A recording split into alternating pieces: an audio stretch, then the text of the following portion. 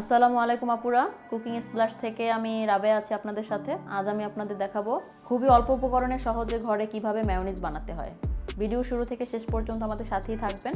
Mayonnaise বানাতে যা যা উপকরণ লাগছে আর কি পরিমাণে লাগছে সেটি বলে দিচ্ছি, আর সব উপকরণের পরিমাণটা ডেসক্রিপশন বক্সে দেওয়া থাকবে, সেখান থেকেও আপনারা দেখে নিতে পারবেন। ডিম লাগবে একটি বড় সাইজের, চিনি হাফ চা চামচ, লবণ 1/4 চা চামচ, গোলমরিচ গুঁড়া 1/4 চা চামচ, সাদা সিরকা 1 চা চামচ, লেবুর রস 1.5 টেবিল চামচ, তেল 1 কাপ। প্রথমে একটি ব্লেন্ডারে বড় সাইজের একটি ডিম দিয়ে দিব। ডিমটি অবশ্যই রুম টেম্পারেচারের হতে হবে, ফ্রিজে থাকলে অবশ্যই 1 ঘন্টা আগে বের করে রাখবেন। তারপর একে একে গুঁড়া মশলাগুলো সব দিয়ে দিব। সাদা সিরকা, লেবুর রসও দিয়ে দিব।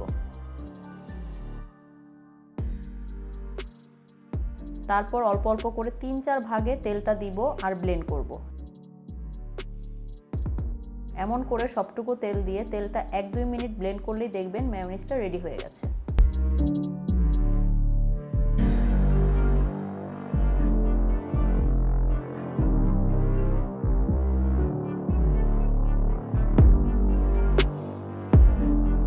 এখন আমরা মেয়োনিজটা সার্ভিং ডিশে সার্ভ করে নিচ্ছি।